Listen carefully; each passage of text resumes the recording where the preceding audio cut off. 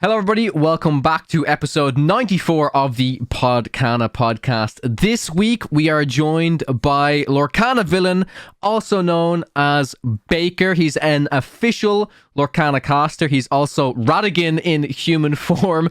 If you guys aren't familiar with Lorcana villain, he does very similar content to us a lot of the time, right? Like, you know, covering the competitive deck lists. Obviously, you're an official caster for the European DLCs. It's great to have you on the episode. This episode, we're going to be breaking down all of the recent winning deck lists from tournaments. But yeah, Baker, I want to give you an opportunity to introduce yourself to our audience. Absolutely. First of all, thank you so much for having me. I feel like you've made it if you're on if you can be a guest on Podcana. That's something to tick off the bucket list. So it's great to be here. I've been a huge fan of the channel ever since the very beginning, so huge shout out to you, and it's great to be here. But yeah, if you don't know me, I'm Baker, or Lorcana Villain, over on YouTube. My main thing is to look at top cut deck lists. But I do some podcast sort of episodes. I've had the pleasure of having both of you on the channel at different points, and I've got a list that I'm working my way through. And yeah, basically, I've had the pleasure of being a DLC caster for the last year, which has been some of the best experiences of my life, bar none, really. So yeah, I've been very blessed with Lorcana, and it's great to be here with you guys to chat about the recent affairs. Awesome, man. Yeah, well, it's a pleasure to have you too, of course. Before we jump into it, just want to cover some headlines. So the first major thing on our list is Moyen's Metafy link is live. If you guys want to have some coaching from Moyen, be sure to check the link down below in the video description. Moyen, I'm going to give you the opportunity now to shed out maybe some of the services you can offer people if they want to check out your Metafy, because it's not just coaching, right? I believe there may be some guides and stuff coming soon. Yeah, but I'm working out all the details of the tiers and everything, but I'm very far on writing a blue steel guide that I think I don't know. I tend to want to have it perfect, but then I never release it. Sure. So I probably try to release it soon and then just say, okay, I'll update it with all of the stuff as the meta develops. For sure. Yeah, no, that makes sense, definitely. So the deck list we're going to be covering in this week's episode is the round 3 deck list from the LCCC, and then also there was recently the 13K that happened in the US, so we're going to be discussing the top 8 deck lists from that as well. Before we proceed further into the episode, I have to give a huge shout out to Heavy Play. Heavy Play recently sent us some new products to showcase on the podcast. So they have a Playmat tube, which it's like a magnetic Playmat tube. You can open up, you can put your Playmat in here, store it. It has its EquipMag system, so it magnetically connects to all of the other Heavy Play products. They also have their DECKBOX carrier, which has like a little handle here that you can hold on to, and like I said, yeah, you can just magnetically connect all of that together. So I think it's actually a pretty neat system. You get to put your dice box, your deck box, your Playmat, everything in this kind of like little carrier, and you just kind of have your handle and you walk around, your locals or a tournament. Thank you so much to Heavy Play for sending us this stuff. If you guys want to check out some of Heavy Play's products, you can use our link down below in the video description or use code PODCANA at checkout to save yourself some money. Moyen, we have a few points here that I want to jump into briefly before we jump into our spilled ink section. And it's actually just relating to something that happened at the 13K this past weekend on stream. Now, I've seen clips of it on Twitter. I'm not as well informed as I'm sure many people are on what exactly happened. But do you want to be able to set the scene, perhaps maybe, on what happened, if that's okay? I'm sure, yeah. I mean, I actually haven't watched the clips. I just saw some discourse about it, and was basically Zan's opponent drew 8 of a Holy Right. Mm-hmm. And Zan was adamant on calling them out for cheating. Not I think they said something like, if this isn't cheating, I don't know what is. Which sounds harsh for sure. It was handled according to the rules, where it is just a warning if you accidentally draw more cards, and they didn't have any proof of intent. From what I've heard, there was a couple instances where like the hand was shuffled, and maybe it could have been caught that they already had more cards, and based on that, some people think they can prove intent. I think it's it can be a little bit of a slippery slope. I think you can shuffle your hand without counting it when you're in the motions under pressure playing a game. So I can't. Well, I haven't watched the clip. I don't know how reasonable it is to say, okay, I think they must have realized that they had more cards than they should have, and they definitely need to say it and call the judge on themselves. But I mean, I think it's very possible this happens without intent. I think the moment it was caught was just like they played the whole new world, they played a few cards off their hand, and then pass over, and then ask, okay, how many cards do you have in hand? And then they realize, oh, they have one more card than they actually should have. Mm-hmm, yeah, it's quite interesting because the main reason I wanted to highlight it is because, again, like in Lorcana at the moment, we have some of these gray areas where, you know, what is the definition of what can be considered cheating versus what could be a genuine mistake. And like you were talking about there, Moyen, you know, like if you can like prove intent and stuff like that. And I don't know, I just wanted to highlight it because I've seen a lot of discourse on Twitter of like, you know, I've seen some really nasty stuff, honestly, and it's not really what I like to see within the Lorcana community, of some people like, you know, witch hunting people for doing something like this, which genuinely could be a genuine mistake. I'm not saying that the player was cheating or that it was just a mistake, but I don't know. I don't like to see that type of behavior, I guess, within the community too much. And obviously, I'm not trying to moderate at the community or anything like that. You know what I mean? But it's I don't know. I agree with what you said. It's kind of a slippery slope, and it's just a tricky thing to navigate. I think just to reinforce it in general, I would still love to see some official judge program come into Disney Lorcana eventually. Yeah, go ahead. So of course we need the official judge program, we need consistency, but all of this was handled according to the rules, according to how a judge should handle it. So I don't think like this is not like the Australia debacle where it was really not handled according to the rules. This is just the way card games are sometimes, where because there is the benefit of the doubt, and because of the benefit of the doubt, maybe some people can get away with cheating. But what I do want to mention is, I remember, I think a lot of people will remember when Savage played in, I think their first DLC, they played Pixelborn for ages, but yet they never really played in person. And then I think they treated some digging card as a How Far Go that wasn't a How Far Go, right? No, so they played. I think it was they played How Far I'll Go. Yeah. And I think it was either they put the ink in ready or something like that, and they ended up using it that turn. I'm pretty sure that's my memory of it. It was Atlanta, right? It was the first ever one. But yeah, that's my memory of it. That it came in ready and it mattered. So it's something like that where, personally, I think it was extremely unlikely that was done on purpose. It would have been like the stupidest thing in the world to do. And okay, still that doesn't mean that it's impossible. Maybe it was intent. I really highly doubt it, and I think there's no reason to go out of anyone's way and then like basically think you know everything and think, oh, they're definitely a cheater. They're the worst person in the world. And also at this same event, there was another instance where Atala was handed as How Far Ago that wasn't caught immediately, and basically it's these mistakes will happen. I don't think it's not possible to say, okay, you will never ever do any rule mistake or handle anything not the way it should have been, but I don't think there's another reasonable answer to it than usually a warning. Maybe so. The only argument that can be made is, okay, maybe if it's not reversible, they got like an advantage out of it. Maybe you at least have to give a game loss.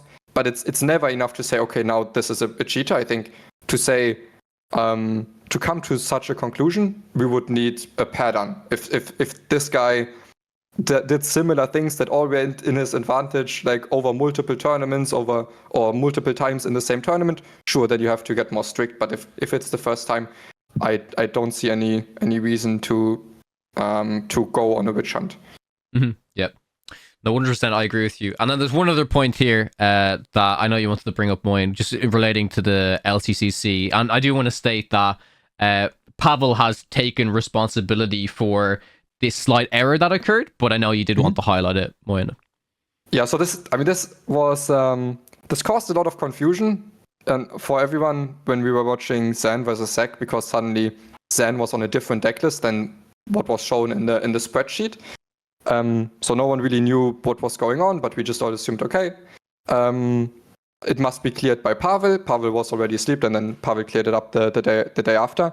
And so Zan wasn't playing an Oswald list anymore. Instead, it was much more of like the normal item Depots, build. 2 drops, and just ramp on 2, play the item things. Something very similar to what I have been proposing from the start, which is definitely much better against Amber Steel, to be fair. So I was, and then so Pavel cleared it up. They took full responsibility. They apologized, which I mean, I think is completely fair. I don't think it was the right thing for them to do, but basically what happened is that Pavel, so Zan had missed the deadline, and they realized like a day after, at which point the decklists were already published, like and public, and the matchups were public. Yeah, we were probably talking about Zan's decklist as like, oh, he's still on the Oswald package, blah blah blah, but he actually wasn't. But everyone watching and everyone, I mean, obviously everyone watching the match was like, okay, where are the Oswalds? Is he still on this deck? You know, yeah. So then it's not that Zan asked if he could still change. It's Pavel asked, okay, hey, Zan missed the deadline. Is it okay if he still changes? Asked both Zach and Zan, and they were both okay with it. And at that point, there's not much you can do. As you could what you could say, right? Apparently, they were both fine with it. But I think to uphold like I know this is like not a superficial tournament, but still to uphold the integrity of this, I think as soon as the deck lists are published, no one should be able to change the deck. And I don't think so. But I think so. I don't think they should have ever been asked. I think that was wrong, and Pavel apologized, and that all of that's okay. And on the other hand, I also don't think they should have agreed to it, which is weird, right? Because let's say you're Zach, right? Now, if you disagree, you kind of you kind of like you look like the bad person. Yeah. So it's almost like Zach will have. I mean, I didn't speak to Zach, but it's almost like Zach could have a bad conscience to say no. So they kind of felt, or they might have felt inclined to say yes. Okay, they can change the deck. And on Zan's side, though, I think they should also just say no, and say, okay, I missed the deadline. It's okay. It doesn't really seem reasonable for me to be able to change deck list after I know who I'm facing and what deck they're playing and what list they submitted. In the end, I think Zach ensured. So what Pavel told me is that Zach had ensured, okay, this blue steel list that I'm facing now isn't specifically built to target me, so I'm okay with it. But nevertheless, any list that, like the normal non-Oswald list, is still 10 times better against Amber Steel than the Oswald list. That's like one of the biggest weaknesses to go up against early steel removal and against more aggressive, high-tempo plays. So I still think it was wrong. I don't think they should have been asked. I think either one could have had the opportunity to just decline it, and which I think would have been better for the tournament. Because now it's not even just about them too, right? All of these things, they always have knock-on effects where I think Spessy would have like hated. It's probably their worst matchup to now go up against Amber Steel, and with Zan losing, now they're in the same bracket, and what happens? Okay, they face each other. And so like all of this has knock-ons. It's not great for the integrity. It did happen. It's not the end of the world. It's okay. But I still feel like this was worth talking about.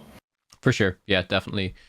So then before we move into the LCCC round 3 deck list, we have our spilled ink section. This is our listener question section. If you guys want to have your questions read out on next week's episode of the podcast, be sure to pop a comment down below or hop into our Discord server as well. The first one is from Maho Basil. They say, congrats on 5k subs, Podcana crew. Super hyped for you guys. Spilled ink, what are your Lorcana goals for 2025? I thought this was a really, really cool question. I'm going to start with our guest, Baker. What are some of your Lorcana goals for 2025? Oh, goodness me. The problem with me, mate, is I'm a dreamer. No, we all love a dreamer. Things I'm like, oh, I want to do this, I want to do this, I want to do this. So I'll narrow it down so that we're not here for 20 minutes talking about my hopes and dreams. Hopefully, the most realistic one, hopefully, maybe that's a stretch, is to continue to get to cast in the next DLC season for the EU events. I don't know. Nothing's been said to me about that. Genuinely, I don't know if I still have that job. I hope it continues naturally. That being said, I do hope the team continues to expand. And continues to, like, don't get me wrong, I don't want to talk myself out of a job here, but in my heart of hearts, it's how I would, if I was on the outside looking in, it's how I'd feel. So just how I'll be honest about it. I do think there should be some rotation.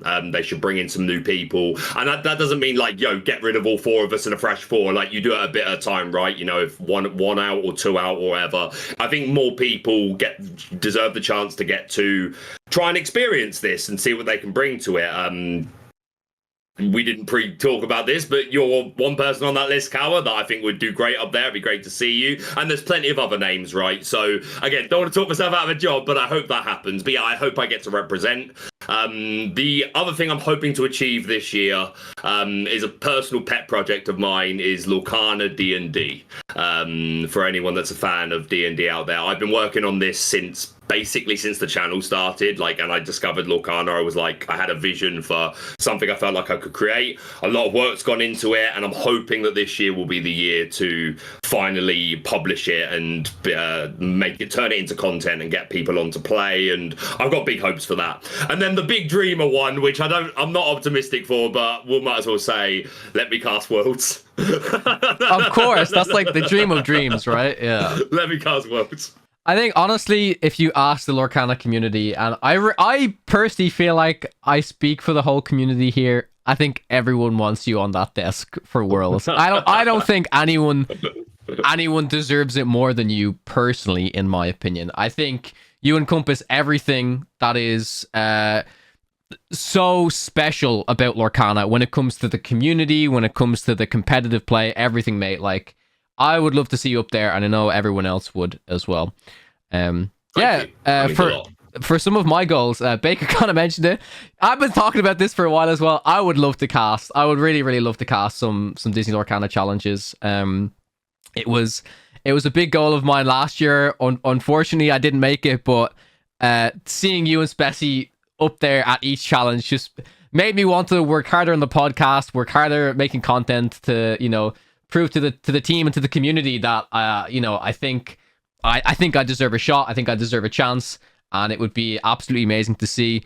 Besides that, it's just keep growing the podcast, keep growing the community, keep giving everyone advice when it comes to like competitive decks, tips and tricks, stuff like that. Help aspiring competitive players to grow and just kind of get better at the game. We all started off as like people who enjoyed card games, enjoyed building decks, and naturally from watching tournaments and seeing more competitive players and surrounding ourselves with competitive players, we got better at the game. We wanted to get better at the game, and I want to help people do that by continuing to do what we do here on the podcast and advise as best as possible. So yeah, those are the main goals. I'll say one other big dream one, like you, Baker. I really want a digital client. I mean, I guess. well. I guess we can talk fair about it because, there's been job postings, there's been listings, so we can all hope and pray that it's in the works. I'm pretty confident it's in the works. It's just a matter of, when. And when that comes, it will be an amazing day because we will have an extremely accessible game that we all love. That will have a fine balance between, the accessibility of a digital client alongside being able to still travel to these, physical tournaments. I really hope that it gets to a stage where said digital client will be able to really just continue to support the physical game of Lorcana, support, buying product, selling event tickets, all of this type of stuff. So, I'm really excited to hear any more news about that. Yeah. I think it's a shoe-in that we absolutely get. And can you imagine the day one streams? Oh. Like the day that goes live. Can you doesn't matter what time zone you're in, everyone's gonna be on that, and it's gonna be a great day. 100%. I reckon, I think we've got Savitz coming back for the OG streams. We got Zephyr, loads of people. Zephyr, the return of Zephyr. Oh man. Steadfast, Yeah. the OGs. They're all coming back. And Moyen, share with us your goals for Lorcana 2025. Yeah, I mean, just regarding online client, I feel like, of course, we want it, but I don't know if we can set it as a goal. Yeah, it's not really a goal, I guess, right? It's more of a dream. Yeah. Right, challenge accepted, boy. Well, I don't want to say we have no influence on it, because I do think we still have, we can still be heard in our reasoning that I do that for all of the reasons why we think we do think that it would be a net positive for the game. Mm-hmm. No questions asked. So for the pod, maybe 10k subs. Yeah. Now that we're at 5. I'd like 10k subs. I mean, it's a big goal. Easy, we have mate. to Easy. double the subs, but I think we can do it. Easy clap. Then for myself, of course, the biggest one will be Worlds. The smaller one is at least my first serial, which I've been able to avoid so far. An even smaller one is maybe get a featured match, which I didn't get last season. Yeah. So those are some, but on the bigger level, I think I'm trying, and I would love to be able to basically be able to sustain myself through card games outside of spiking tournaments, right? Maybe last year I did okay, and because of that I could somewhat sustain myself. But I would love to be able to do it through other means as well, which could be content, metafile coaching, everything. But just to really be able to do this as my full-time thing. Awesome. Yeah. No, I love all those goals. I hope we're able to achieve them. And yeah, dream big, like you said, Baker. Why not? We can do this. We've made it this far. We're doing this podcast. Have a dream. Or how you're going to have a dream come true. You know what I mean? 100%. Moving on to the next comment. This is from Mitchell. This is just in relation to when I was discussing the idea of rotation last week. They say, I think I only want rotation with the idea of multiple formats like Magic the Gathering has. Right now, Lorcana only really has standard play, and if they do rotation, they would want to branch more into supporting different ways to play, like a singleton format or like a movie night format, less restriction on color, more restriction on IP. I really like these ideas. I do want to clarify that when I was discussing the idea of rotation last week, I may have failed to mention that, yes, if rotation happens, they do need to have other supported formats of, like an Eternal format, which is, this competitive play for all of the existing sets of Lorcana alongside, like, this standard rotation format. So I do agree with this person, and I think it opens up some opportunity to have different formats. Not all of them have to be competitive necessarily. In my opinion, I think the competitive ones should definitely remain like, this kind of standard format, maybe the most recent 2 or 3 years of Disney Lorcana sets alongside a competitive, like, Eternal format. That would be my preference. Would love to hear your guys' thoughts on it, or have you considered the idea? Have you discussed the idea of rotation at all, Baker, on your channel? Yeah, length. So I'm nearly convinced it's happening. And there's one big clue, which is the starter decks. So every starter deck that we've had has included cards from the previous set. Other than set 1, obviously, it was the first one. But second had cards from set 1 onwards until set 5. Okay. Set 5 did not have any set 4 cards in it. And then set 6 had set 5 in it. And set 7 has set 6 in it. Wow. So that screams to me, hey, you can we're rotating out the first 4 sets, and you can still buy the set 5 starter deck, and it's not going to have a single card which is not available to play. So that has been the big clue for me for a while. And then not so much of a clue, but more of an inkling. When you look at some of the cards we've had recently, right, it just screams to me, hey, we're doing this more balanced now. We're trying to get this right. So the one I'll bring up is Flavisham. Do you know the replacement Flavisham? Do you know what our new Flavisham? Yeah, we revealed it. We revealed it, right? The Maurice, no? Monsieur d'Arc. You mean the one drop? The one drop, who when quest you banish an item to draw 1 card. But That is reasonable, Flaversham.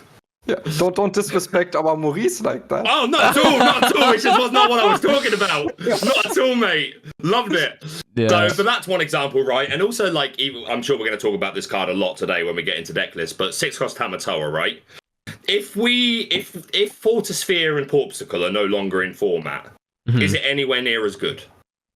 Who knows without Or Lucky Dime. Because that would be out as well. Yeah, I mean, if you look at the items from set 5 onwards, and don't get me wrong, that could change. They could print something else which like is hugely good. But how good's that card without Porpsicle and Fortisphere a dime, realistically? Yeah. Which card? the 6-drop Tamatoa. Yeah, no, it's much worse, of course.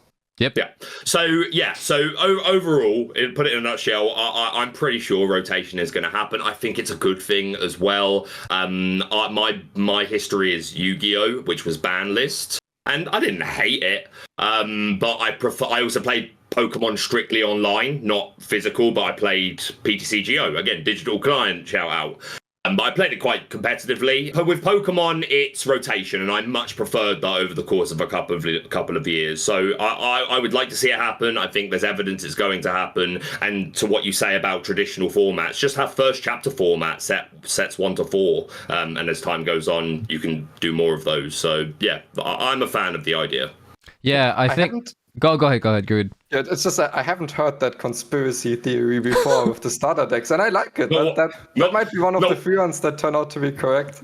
Not watching enough Lorcana Villain is Moyen.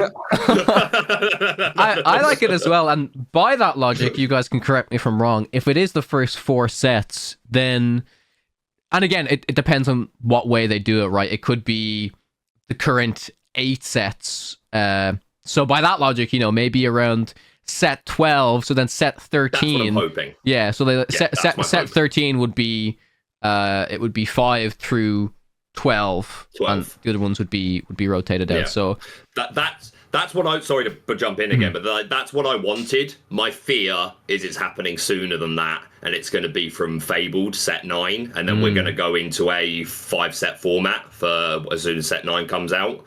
I hope that's wrong. Again, and this is all just theory. If I knew anything about any of this, I wouldn't be allowed to talk about it. Of course, by the way. Yeah.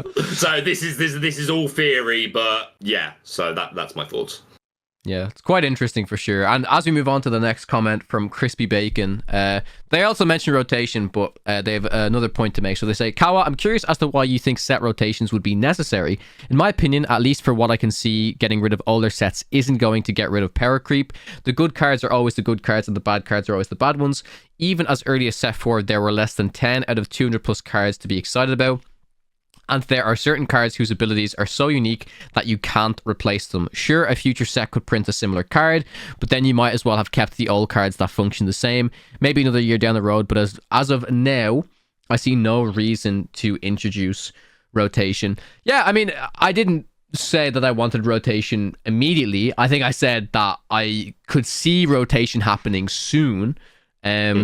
And it would just like spice things up. But I also think the point that the commenter's making is interesting, right? Because like how other card games handle rotation. For example, another card game I play is Star Wars Unlimited, and they've announced that they're starting their rotation cycle soon. I think it's going to be like the current 6 sets are like standard play, and then at one stage it will be 4 sets or 9 sets.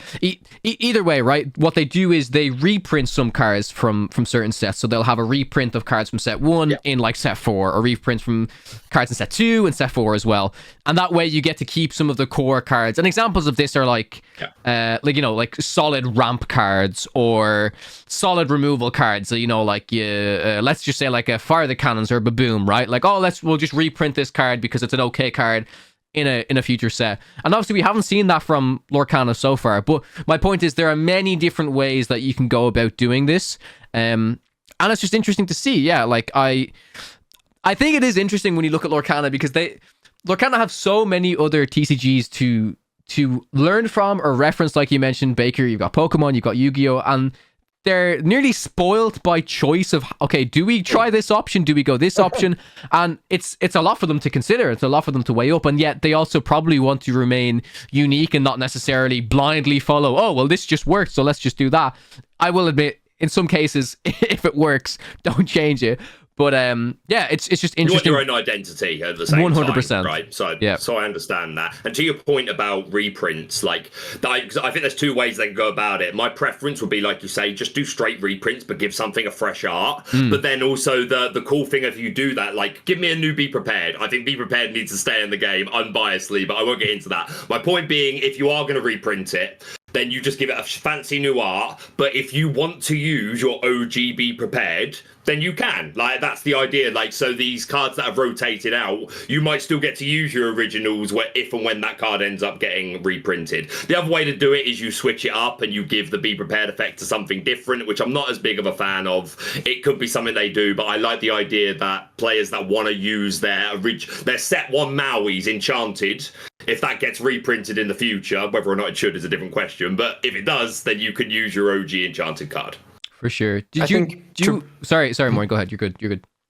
I just think to be able to still use your old cards that you are used to and love, I think it's also very important to have like alternative formats that kind of support social play where you can still play the old cards.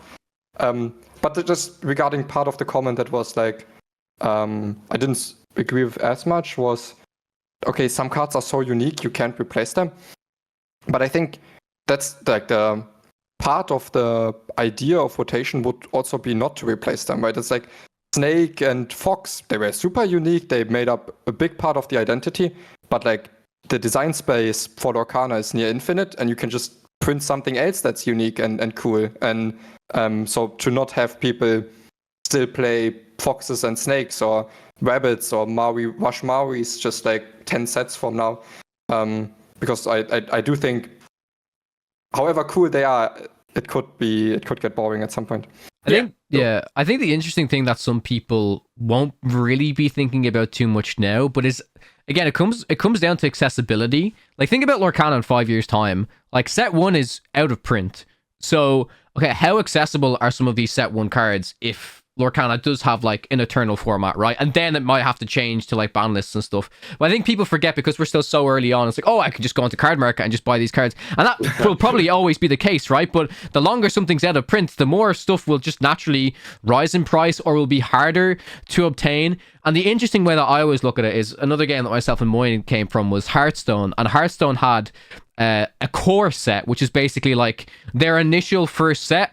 And that set was always part of the standard format. They could have had, 20 sets, and it's the current 6 sets that are the standard format. But they also have this core set alongside it, which was a lot of the staple cards from set 1, essentially. But you can't really do that in a physical TCG because, cards aren't just digitally accessible, if that makes sense, right? It's not like, oh, everyone can have these set 1 cards so easily. Well, no, not really, because it's physical product that came out in this year that if it's out of print, it's going to be harder to obtain, right? So there's the idea of that as well, where it will eventually come down to accessibility as well. I don't know how much of an issue that will be, but like, I mean, as the years go on, I can see it becoming somewhat of an issue at least. I'd like to see them do something akin to what Pokemon do, which is after World Championships, they release the first and second place finishes. They release their decks as starter decks that you can go out and buy, which obviously, like, if they're first and second, they tend to be consistently built. You've got 4 play sets of all the top cards, and that's a way that you can do it. And like, Lorcana have all these other products, like a Lumineer's Quest, right? The Ursula one that we already had. The 2 starter decks that came in it used to battle Ursula. There were some okay cards in there, and like, I don't see anything wrong with in the future releasing some sort of set where the 2 starter decks you put in have a bunch of these staples. Maybe you need to buy 2 copies to get the play set or pair up with a friend. It's still a business and they want to make money, but like, I don't see a reason with reprinting a lot of these great staples in a deck just with like, the originals will always have more value if it's got the first chapter on it, right? So they're going to maintain their value but make it more accessible for people to get these cards, and I think they could potentially do that one day. I think Magic the Gathering, if I'm not mistaken, have done that in the past as well, where there's been like, winners of Pro Tours or World Championships back in the day, and they like released decks from the. I think that's so cool. Like to be like, it's super cool. Yeah. Your deck to be immortalized in the game as like a purchase thing, as a super cool idea. So you imagine Moyen, you win worlds, and then one day they're selling the Moistache starter deck. Imagine, yeah, Moyen's smiling face on the packaging, yeah, with the moustache. Yeah. The final comment that we have is from Foster Boy. They say, without any official competitive events announced in the near future, what would you recommend besides weekly LGS as a good way to be competitive? Are there certain online platforms or groups that host regular competitive events just to help give people more resources and a chance to compete? Would love your thoughts. I'm going to pass this over to you, Moyen, because I feel like you're probably the most knowledgeable on what competitive events are happening at a time, I guess. Yeah. Sure, maybe. Yeah, well, to just jam games online, either for webcam, I think Pixel 1 Connect is great. Right now, there's the only format that is playable there at the moment is best of 3 hardcore ranked, which is like a pretty good experience. I'm not sure I'd play like best of 1 on there, but best of 3 is very fun. Then there's like the online way to just jam games on Lorcanito. Both of these aren't like extremely competitive, but well, you can play on there. Wait, am I not even allowed to say the name? No, you are. It's fine. Yeah, we're good. I'm just joking. I've mentioned it before as well. It was just the instinct. Everyone's like, yeah. Well, you're not supposed to stream those games, for example. Yeah, you can talk about it. Yeah. You can talk about it. And then there's some people that do third-party webcam events that can be okay, but you kind of have to be on the lookout. It's not like there's something happening all the time from the same organizer, I think. Oh, I thought you meant you have to be on the lookout for what do we call it, Moyen? Would people underneath the desk sliding a few cards up into their hand? Yeah, that's the problem. As soon as there's like actual big prizes and you want to have big competitive webcam events, like the cheating heavily increases in those events. But just to get like your small competitive itch and play for like I don't know, an Enchanted or something, then you can play on there. For sure. Yeah, definitely. Right, and with that, that is the Spilled Ink section. Again, if you guys want to have your questions read out on next week's episode of the podcast, be sure to pop a comment down below. We're going to move into the LCCC Round 3 deck lists. The first deck list we're going to take a look at is LD's list, still on blue steel. Again, the player can't change their color combination, but they can change certain cards within the list. I know you had a good eye for this last time, Moyen, but do you know if there are any potential changes made? I think I'm gonna guess some changes based on what I remember from last week. The Scrooge looks new. Am I right? Am I wrong? Yeah, no, you're right. I think this week everyone changed their list. There's not a single person that kept it the same. I don't have, because I am in the upper bracket. I don't have like. Off the top of my head, I don't know what matchups this is exactly tagged for. But so in the middle bracket, what do we have there? Let's just go through that first so that we can like actually properly analyze why the decks are being built the way that they're built. So in the losers bracket, we have Ed on Ruby Sapphire. We have Zach Bivens on Ember Steel. We have DKP on Ruby Sapphire. KO Team on Sapphire Steel, Domingo on Ruby Amethyst, the only Ruby Amethyst player, Federico Mecozzi on Ruby Sapphire, Spessy on Amethyst Steel, and LD on Sapphire Steel. And yeah, no, I do like the Scrooge edition. I think it's another kind of hedge towards beating blue steel decks, as the 5/5 stat line can just be very annoying to deal with, except by a Zeus. Outside of that, it just doesn't really get challenged by any of the big bulky characters Sapphire Steel can play, not by Scrooge or the 3/3. So it's just very, very efficient card. Outside of that, we see, I think the Chempos also weren't there last week, or maybe I don't think they were there last week, or it might have been one. I do remember seeing Chenpo in a list. There weren't any. There weren't. Okay. I've got it up now. No, this is the first week we're seeing Chenpo. Okay. Yeah, so it seems just like going even a little bit heavier to attack against Steel matchups. Yeah, and I mean, I think they do have like at least 2 Ruby Sapphires in their bracket. 3 Ruby Sapphires actually. So I guess I'm a little bit surprised by that. Okay, so but outside of that, I do think if I was in that bracket, I might have actually played Oswald. And I haven't. I think Oswald is like by far the worst deck. But if you have 3 out of 7 possible red-blue opponents, I think you can just farm them playing like Oswald and the Legendary Queen. Interesting, yeah. I think another card, again, this could have been in the previous list, but the Ana is interesting, the 2-drop Ana. We've seen this card crop up a lot, and again, I think it's just a pretty good card to tackle this blue steel meta where, you know, a Bell can't evenly hit into this. Most of the time, this card's going to quest for 2. And yeah, I think I like the card in the shell overall. Is it better than a Smee? I mean, it's so conditional and it's so dependent on what's present on the board, what matchup you're facing. But it's definitely cool to see the card in there because I think it's I do think that it fits the shell quite nicely. It's funny, I'm remembering what LD took out now. Wasn't he on like the Mickey Mouse, the 5-drop? Yeah, there was one shift. Yeah. But yeah, I played against LD last week and I drew exceptionally well in both games. Seemed to be almost over like turn 4, turn 5. But yeah, the Ana definitely is very, very annoying to play against, especially because you can't really take it out early. And then if you get to hide it behind the bodyguards, it can get a lot of questing done. For sure, yep. Moving on to the next list, we have Spessy. Any changes, Moyen? Is he on the ferry ship now? Is this a change we've seen? Yeah, this is definitely a change. Yep. Mm-hmm. Kind of taking a page out of the playbook of like the new Ruby Amethyst lists that are really going on the ferry ship, the Ember Steel lists that are playing Neverlands, and I think it just makes sense. Why wouldn't Purple Steel or aggressive Purple Steel lists also take the same approach of going under Bell by playing like a 4 willpower location? Also get around some of the removal. So for aggressive Purple Steel, I think this makes sense. Before the round, Spessy told me, "Oh, I really hope I don't have to play against Vivens."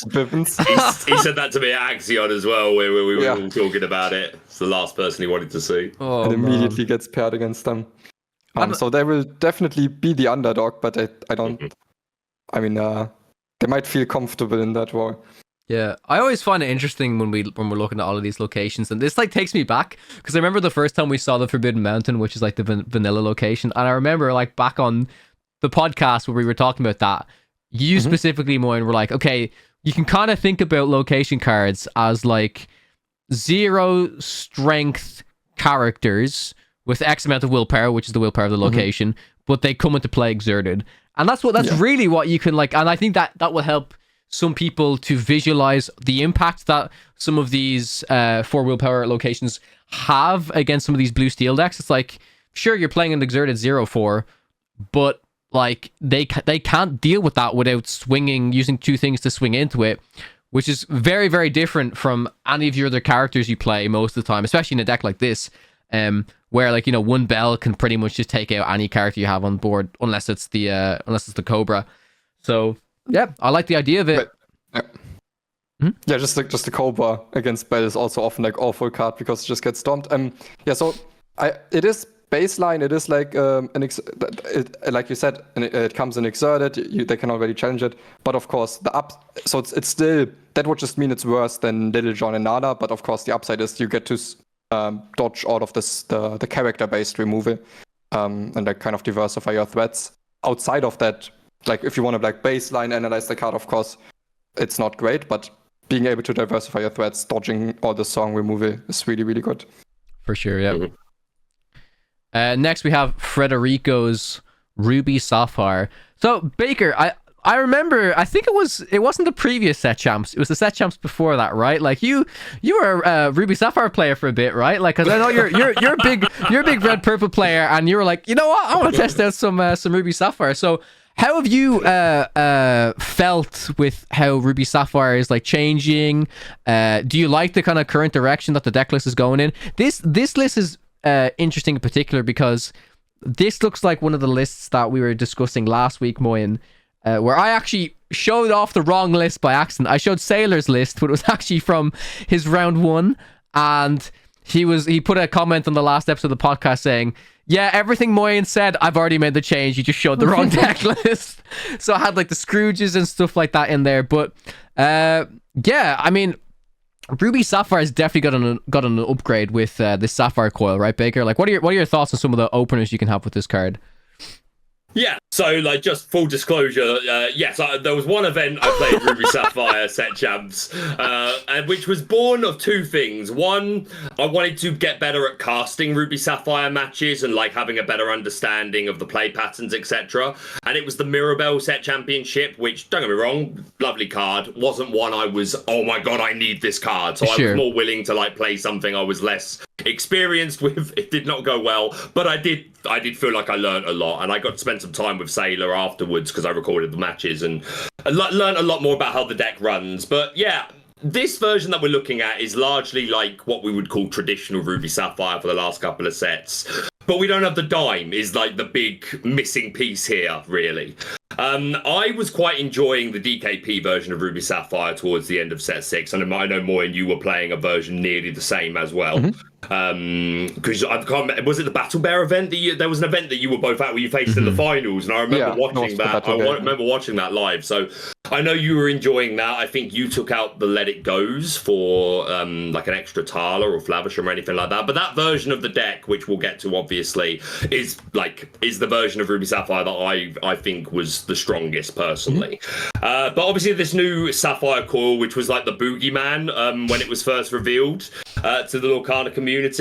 I always said it looked good. I did always think it was a little bit overrated, and I kind of feel comfortable in my original stance. It is a good card, but I don't think it is the like game destroyer Lorcana ender that some were making it out to be. Because you are that much slower. It is a good card, and it complements what this deck wants to do so much. Like when it does go right, and you go Porp into Coil into Sisu, and you just played a Smee, and I'm on the play, and you get these great lines, awesome, and you're able to take advantage of Medusas and pop Lawrences. Like, it can get carried away. It seems like very high roll, but at the same time, it has those backup cards like Maui and B Prep, where if it does not high roll, it can still stabilize and get back into the game.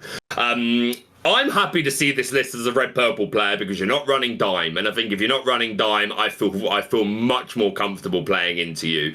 So it is a surprise to not see it, but I guess the argument, right, is, and I'm sure you will be able to say better than me, but my assumption is, since Blue Steel is so popular in general, would you rather be the more aggressive deck that's like not waiting for Dime and a bunch of items, or the Dime version? But you have played the Dime version all 3 weeks, right? So maybe I can learn from you a little bit in this situation about which version you'd rather be playing, because I assume you'd want to dodge the hideaways, the Kuzgos, and just play something faster.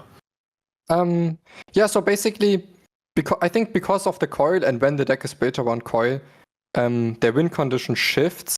They kind of try to set up this coil and then repeatedly wipe the board with with Sisus and get a lot of tempo from that.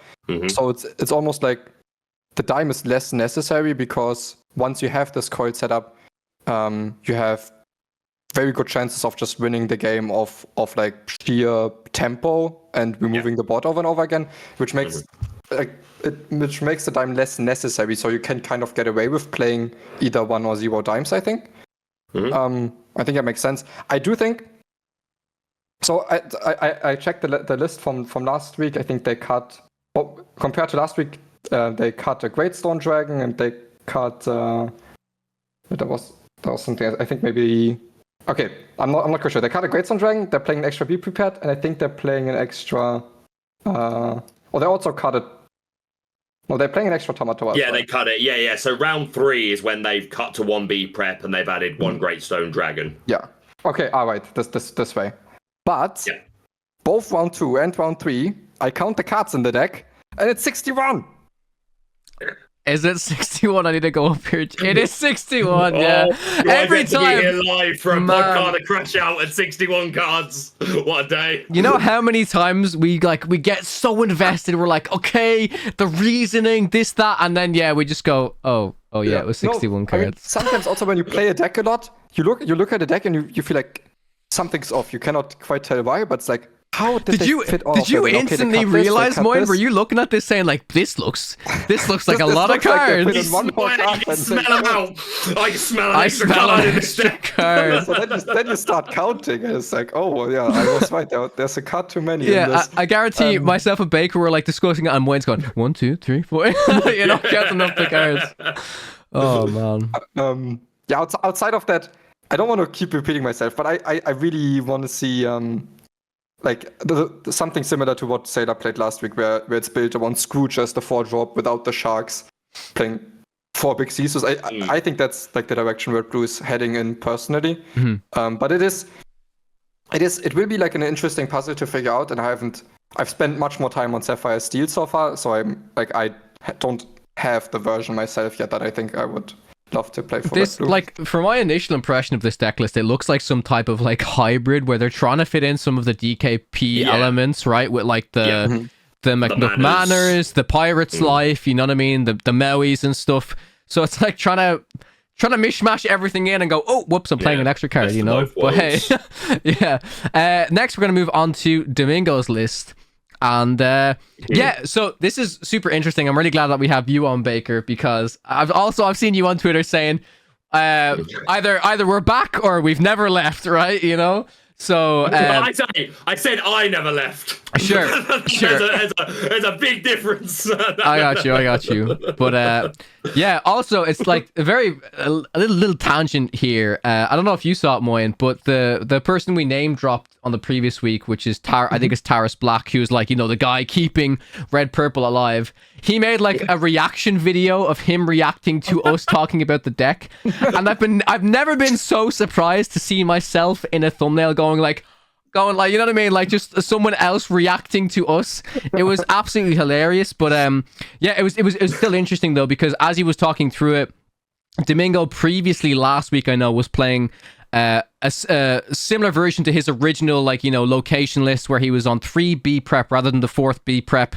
I was curious to see if he was gonna keep all of those extra locations in here, just go up to the 4th B prep. But he's actually opted to cut the Forbidden Mountain and the 4 willpower location, the ferry ship, and it seems like he's opted to include, I think, Tremaine and Medusa seem new to me at least, and either the Cusco or the Queen of Hearts. I know there's been some debate on, you know, this Queen of Hearts has again come into Red Purple because it's another 1/4. It's difficult for the bells to kind of interact with, but for the most part, and again, Baker, you might be able to speak upon this more so than myself, I've seen a lot of people maybe preferring Cusco over the Queen of Hearts because they just like the idea of the card. It's able to replace itself ultimately. Sure, you can deal with this. I'm going to get a free card out of it.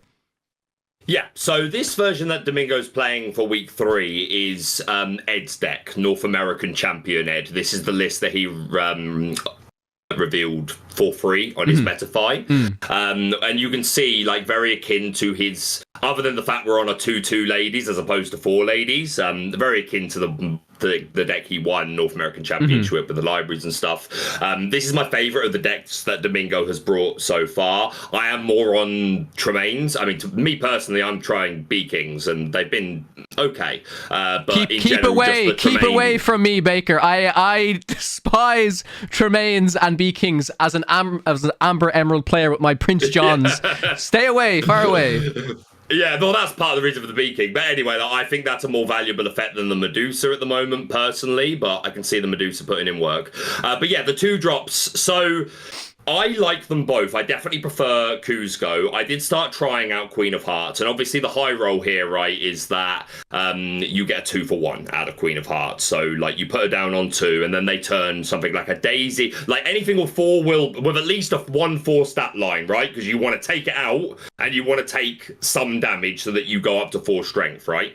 So you throw down your crab, hopefully take something out with Queen and survive it, and then you are now I say a 4/4 beat stick, you just took damage, so it's less than that, but you hit for 4. So the high roll is getting a 2 for 1 out of this. So against like the Steel Song decks where you can maybe go into a Smee once and then go into like a Troubadour or a Lawrence or something like that, that's really good. Furthermore, against Amber decks that want to Rapunzel trap you, this Queen of Hearts on 4 strength is super significant. When you're playing against Rapunzel, you have to be super careful about turning anything sideways that has 3 strength, crab, snakes, etc., because you have to worry about the daisy and you have to worry about the Lawrence for the trap.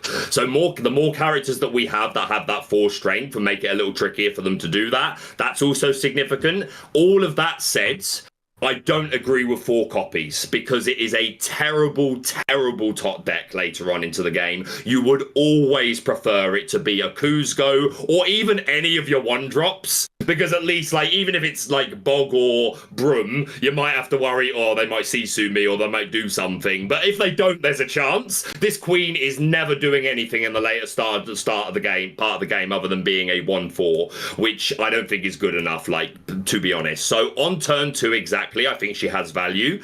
But when I've been testing, I'm running 4 Kuzco, 2 Queen. And when I've got both, I do still find myself putting the Kuzco down more often than not. Unless I'm like on the draw and they already have like a piglet or something where I know I need the body to survive.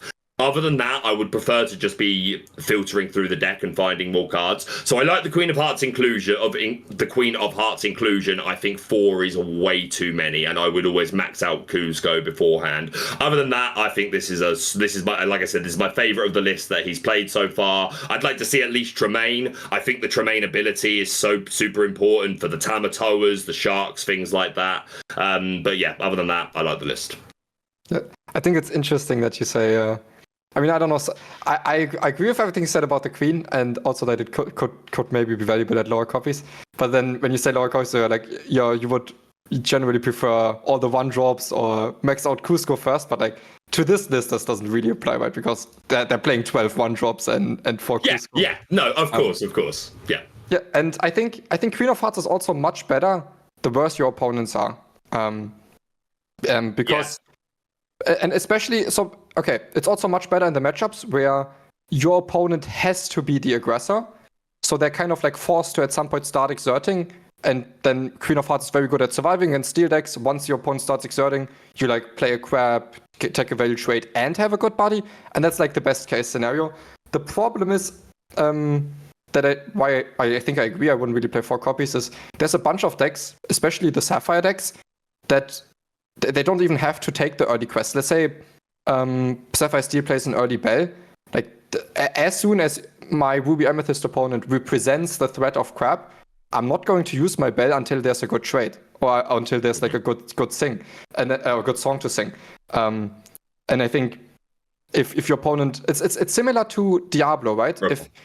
If your opponent's threatening a crab by having a Diablo on the board, then it's a lot of turns it's correct not to exert any character that would give their like a good crab turn.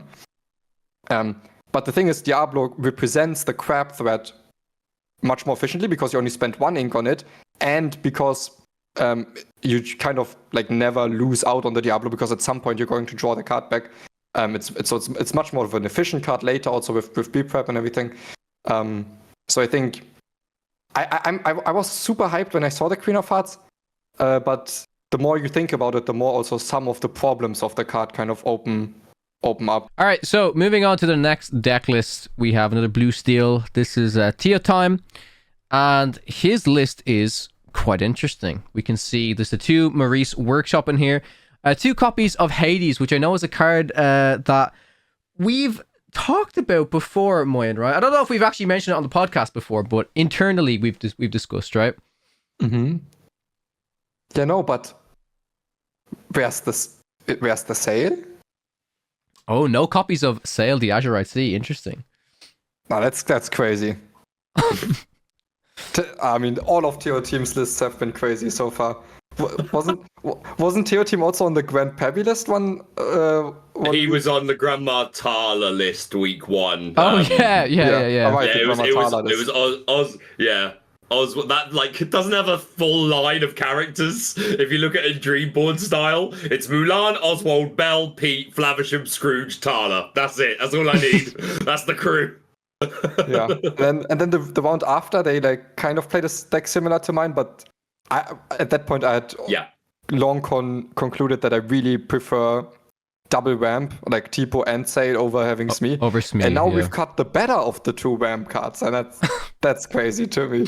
Yeah. Do you want to speak upon the Hades at least a little bit? Obviously, you know, not having the sale in there is, as you mentioned, Yeah, in sure. your words, crazy. But do you want to speak about the idea of Hades? Because I know this is a card that you have potentially been considering as maybe a 1 or 2 of, right? Yeah, no, well, like Hades is fine. Without Hades, you don't have any removal when there's a P drop, then that can be an issue. Sometimes the game gets into the later stages where you lose if you can't remove a shiny Tamatoa. Of course, you don't want it to get to that spot, but if it gets to that spot, having a Hades could give you an out there. But I think like Uninkables can get clunky in this deck extremely quickly if you ever draw them in your opening. So I much prefer playing 1 Hades over 2 Hades. And I also think if you play Hades, Vision gets a lot better because then Vision actually has some hard removal that you can dig for in the situations where you do need the Hades. Next deck list we have is the DKP Red-Blue deck list. Initially looking at this, I'm going to guess that Hades is the only main change in here. That seems like a new card. Definitely is Pretty one of the main much. changes. One less goof, Okay, interesting. and the Talas are back. Yeah, finally, I was shocked to see them gone. Tartana is Yeah, so it was good.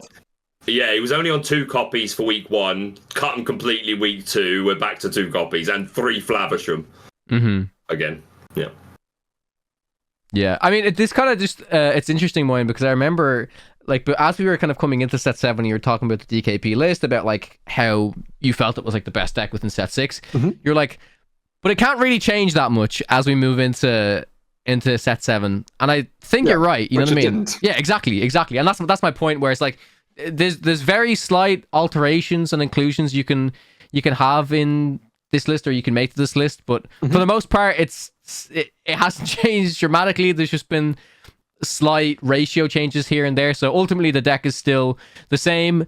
Do you think there's a reason why Hades is included necessarily in the list, Moyen? Do you think it's for the same reason, for like to deal with the big Tamatoas, or? Well, I think, but I also talked a lot to DKP last set, and it was always one of the cards that they really liked. It's like a high tempo card that can both remove a threat and put up a huge threat that can not only gain 2 draw, but also threaten to sing B-Prep and then drop a double mana behind it. So he's always liked that card. And I think with Sapphire Steel in the meta, art removing something has become more important than a Scar that can like deal with whiteboards. So it just seems like I don't know. He always liked the card, and I think it's much better now than it used to be because of a different meta. And so I think it's better than Scar now probably. So it makes sense to have someone that I can actually threaten the Sing B Prep plus mana line. Interesting, yeah, it's cool. Let me move on to Artabax's list, and okay, I spy a few changes. But Moyen, you're definitely going to tell me if I'm wrong or not. I see a Fire the Cannons, and I see a Baboom. Is this because he's in the same bracket as you, right? Yeah, no, he's in the same bracket as me, and we like at first we exchanged like some thoughts on how we should maybe handle this bracket, and then at some point we just caught and we're like, yeah, okay, so this is what I think, this is what you think, and we discussed a lot of things. So our list did end up being very, very similar. Kind of foreshadowing my list, but the big differences are, or not just difference. Okay, so basically, I think Pete in the mirror is really bad. And at some point, I had this discussion with Artabax, and they told me, no, I think Pete in the mirror is really, really good. But we were just like completely talking about the different things, right? In the aggressive Sapphire Steel mirror, Pete's great. You always have this 3 ink point. You want to protect your singers and then get 1 high tempo sing and just really pull ahead. But like in the mirror, it's different. You skip the 3 ink point, then you kind of slam down these threats that provide more value over and over again, and there's barely ever time to fit in a Pete.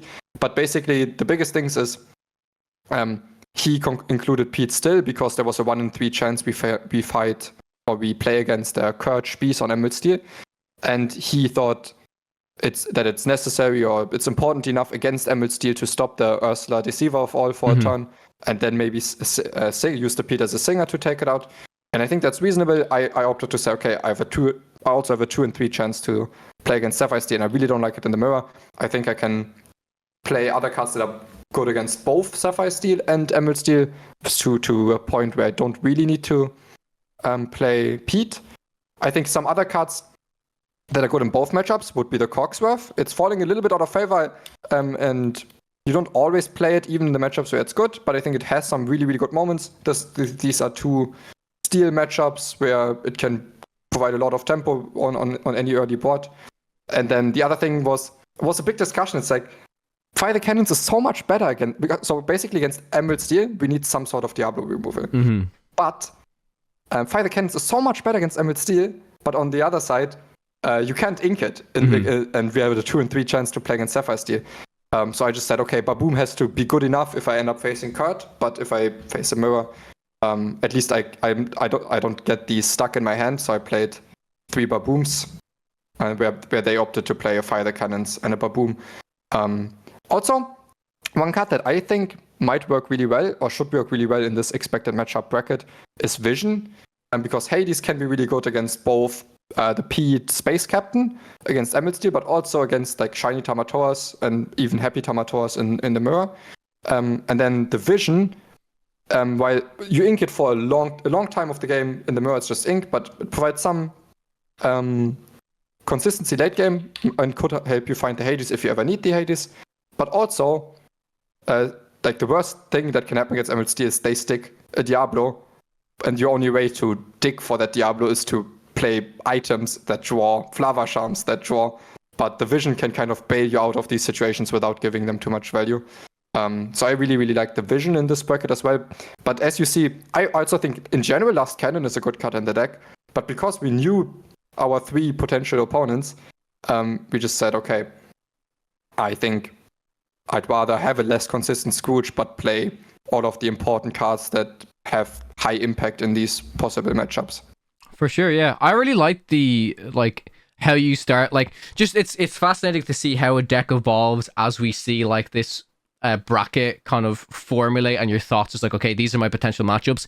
I think it's really interesting. It's cool. Yeah. It's super cool. It's not something we get many opportunities to really do in like Lorcana's competitive scene. So it's super. I love the concept of being able to get together with your teammates and work this out. It's cool. 100%. Yeah, and like seeing it kind of formulate from week to week, I think it will really help the viewers understand. Like, okay, if I'm preparing for this tournament, and also definitely showcases the difference between. Like Moyen, it's like, okay, this might not be the deck you'd play if you're going into an open field and you were expecting a lot more blue steel, right? It's like you don't really want to have the Fire the Cannons, maybe some of the Babooms in case you expect there's going to be a few Diablos. But it's that idea of an expected metagame and versus the knowledge that you have and the knowledge that you don't have. So maybe you take more of a standard list, but now that you have access to some of this information, these are the tech options that kind of make sense. And I just really like you said, I think it's fascinating to see, and it's really rare that we get to follow along the thought process of competitive players such as yourself, Moyen. Yeah, and it's like all of this happens for any DLC or big tournament where you like kind of try to predict an expected metagame and then make your deck building decisions based on that. How much does it help in these matchups? How much does it hurt in others? But it's like, it's very nuanced in big tournaments where you have to kind of have an estimation. And here it's like very in your face. I mean, at least in this upper bracket now, we knew there was only 3 potential opponents. And so a lot of matchups didn't matter at all. So there was some match, like if maybe a card is like okay in the deck, but really, really good in this one matchup. If there was a 0 chance you play that matchup, then why play that card? Exactly. We're going to quickly have a look at your deck list, but you've kind of talked about the differences, the reason for, potentially including the Vision of the Future, opting for the Baboom so that you don't have this kind of dead, uninkable removal card that doesn't really act as removal. And then is this something you've had previously, Moyen? Is the Great Stone Dragon versus the 3 Quill?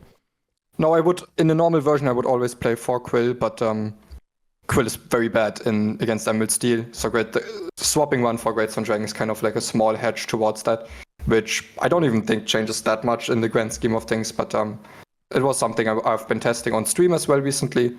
And it's always also been very, very good against Red Blue, but that's not the reason it's in there. There was a 0% chance I faced that.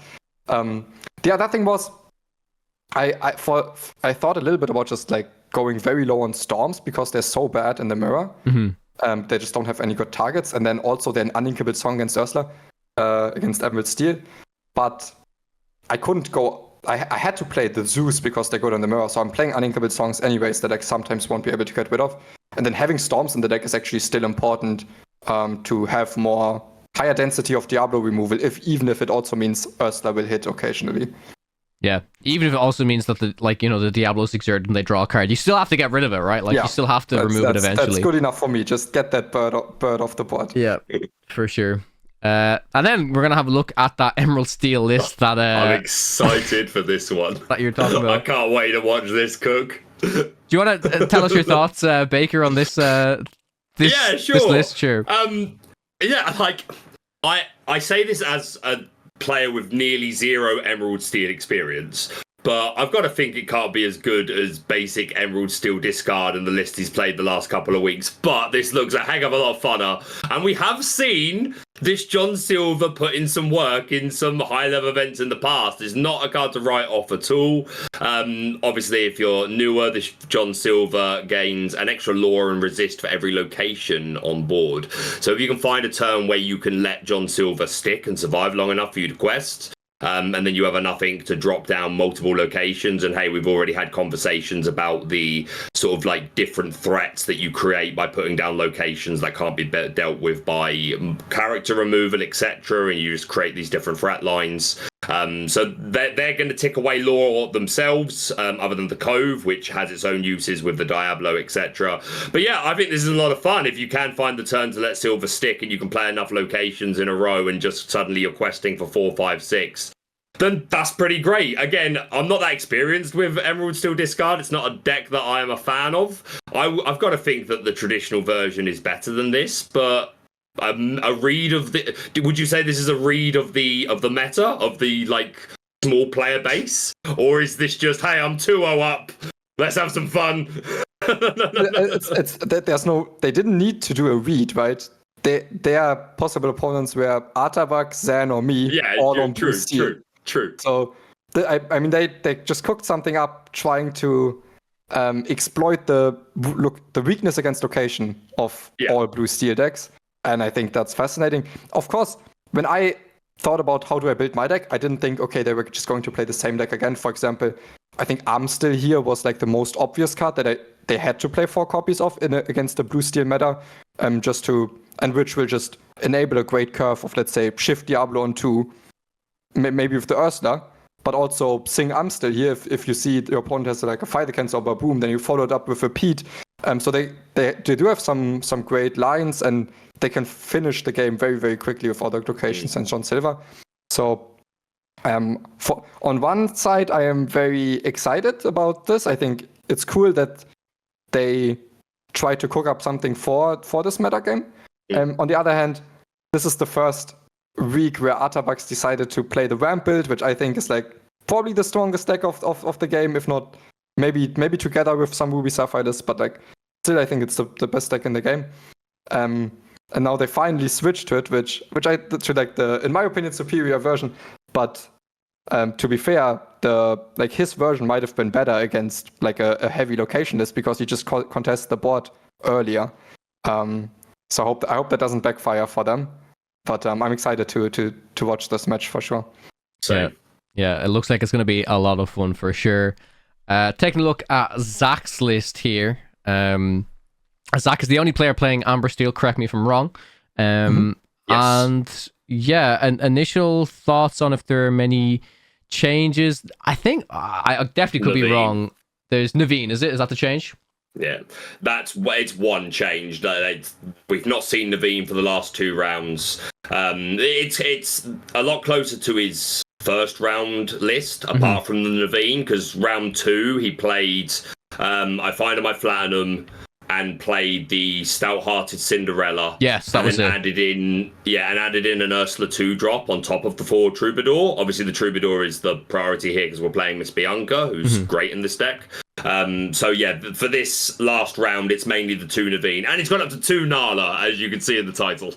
Yeah, for sure. Yeah, to me, the big storyline of this could be that Zach Bivens prepared for this red-blue steel meta game, which his bracket mostly was, and then also said, okay, my Storm just has barely any good targets, and now it's this 2 Storm deck, and actually face Spessy, where the Storm would have been great. So maybe, although it's not a great matchup for Spessy, nonetheless, maybe they can kind of try to go under them if Zach Bivens misses on like an early Storm. For sure. Super interesting. Taking a look at Ed's red-blue list.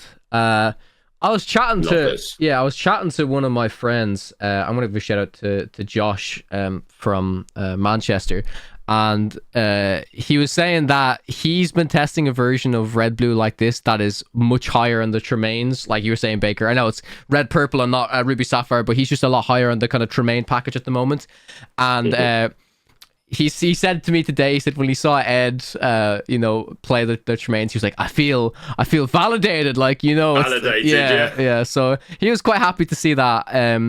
The Cusco's I'm not too sure about, but I mean, it depends. If in his bracket, it's interesting, right? Because like we're seeing like the red purple decks and even the amber steels and stuff playing like these like little locations. So suddenly the Cusco is actually okay. It's also obviously good against the items and stuff like that. So maybe Ed's idea is just he values similar to what you were saying for Hades, Moyen, where it's like the effect removes a type of card, be that an item or a location, and still puts down a body that the opponent has to respond to.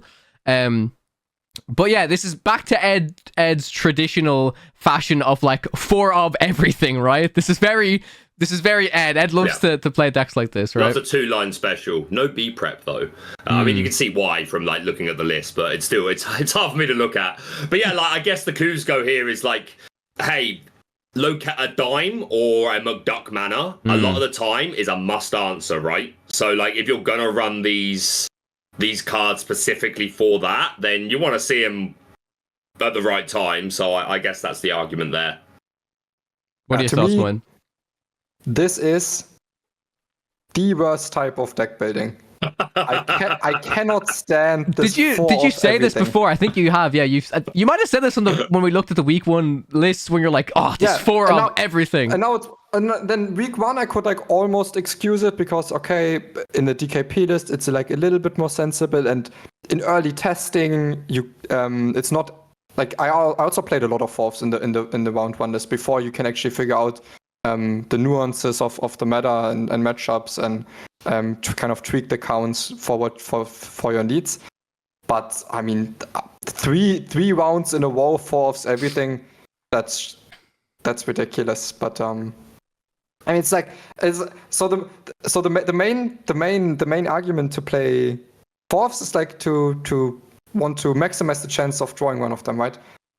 But you cannot tell me that for like 15 cards in your deck, all of them are so important that you want to like completely max out the chance on drawing out them, and then there's no other card that you would have included that could have maybe been better than a 4th copy of one of these. And it's not the end of the world, but I just don't think it makes sense generally. I have a question about this deck as well, and maybe you can answer. Okay, for Cusco. Sorry. No, you're good. I was gonna just say, for Tamatoa, I was gonna say with the items that are in this deck, which are just the pops and the Sapphire Coil. In your opinion, and this is a genuine question for me, is this Tamatoa so good that if you're just getting the popsicles back and you're not cheating out, getting the popsicle backs and you just cheated the popsicle, that's probably fine. But is it that good that you just play 4 of? Like, do you have to have more item? Obviously we know it works better within the blue steel package, but do you have to have like another type of item like a dime or whatever to accompany the idea of this Tamatoa, or are like popsicles and just another item fine in a deck to run 4 of? I think they're generally all the Tamatoa needs is like popsicles to kind of be a decent card. Of course it gets better with Fortress, it gets better with more 3-cost items that you sometimes cheat out or with dime. Does it have to be a 4 of? Maybe, I'm not sure, but like the cost of increase of playing a lot of Tamatoas isn't the highest, just because like its ceiling is very high. Even when it just gets back 1 popsicle, that can just be completely fine. And with that, all of that on an inkable card, really, there's like the risk isn't super high. It does make Ruby Sapphire or this type of Ruby Sapphire is like extremely high volley, right? In the past, the difference between the games where you draw a popsicle that fuels your Flava Charm and your 8-drop Tamator, or maybe not finding your first popsicle in a while it was massive. But now it's not just about the first, it's also like if you imagine this type of deck opens like in a slow matchup, opens Popsicle on 1, Sail Popsicle on 2, something like that. Or like they open 2 Popsicles before their first Tamatower. And suddenly a deck that like kind of had no business having all this draw power had like insane draw power in comparison to if they didn't find an early Popsicle. But yeah, the ceiling of Tamatower is still extremely high just with Popsicles. Yeah, super interesting for sure. It just speaks to the power of of going back to the Popsicle, like the amount of cards that are only as good as they are because there is a 1-cost item that draws a card to go with them, right? Flavisham, Tamatoa, other Tamatoa. Yeah. There's 2. Yeah, Fortescue as well, yeah. But, and if you're blue steel, you get 2 of them. You get to run 8. Baker's still being correct, though, in the fact that the Popsicle is still the better card because there's no cost to just banish it freely. Card, It's not like the biggest difference, but yeah, it's definitely better card. It's also like when you play Blue Steel, it's part of why your deck, of like the big advantage of your deck is that you have more items than them, right?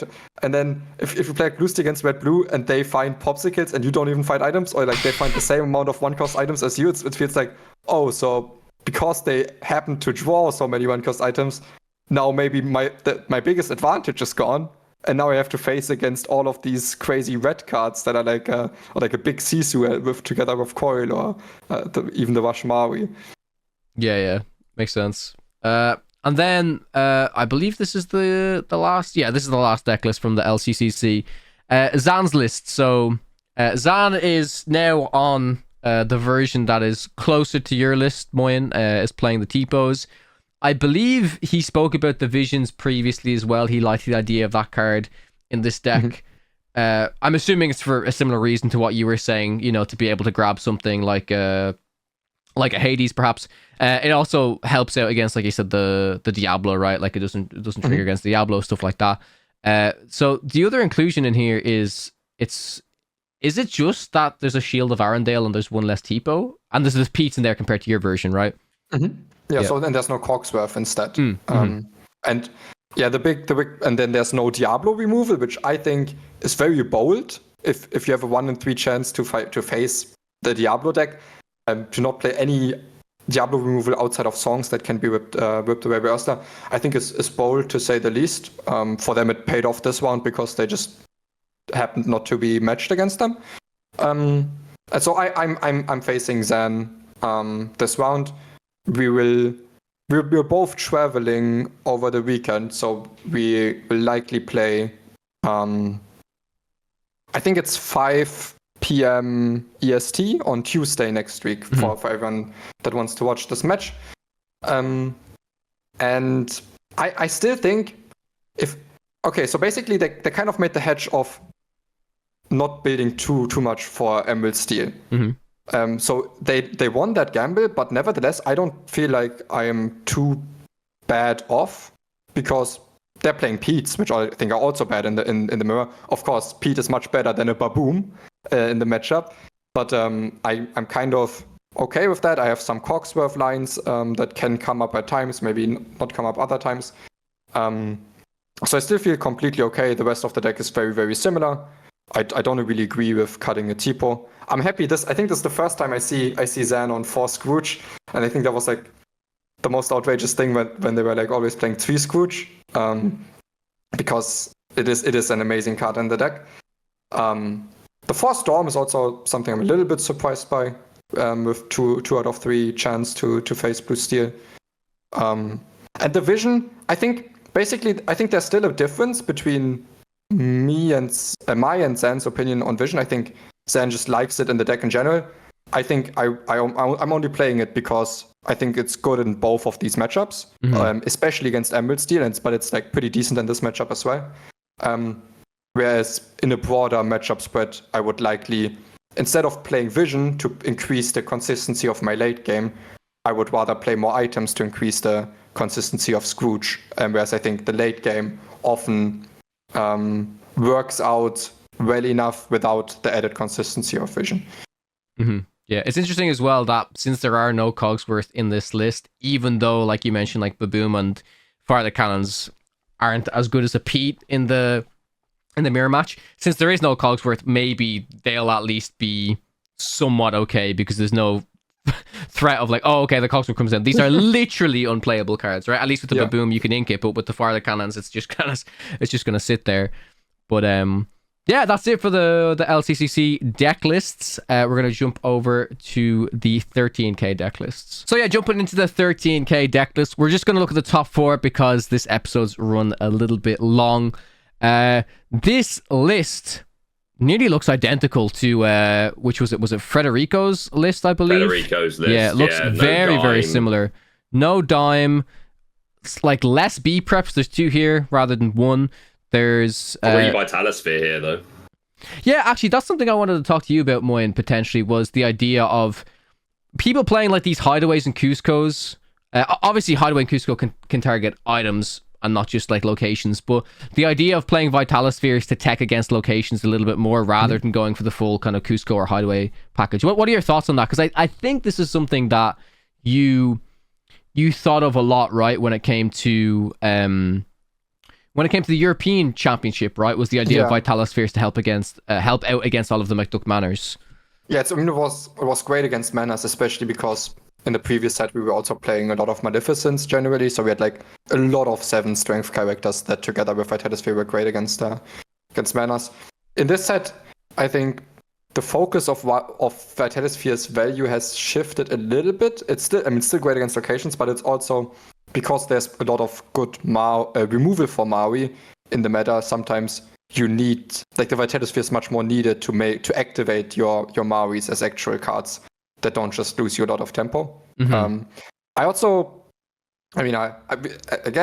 love to play red blue with Scrooge, so then adding Vitalospheres can also help the consistency of Scrooge.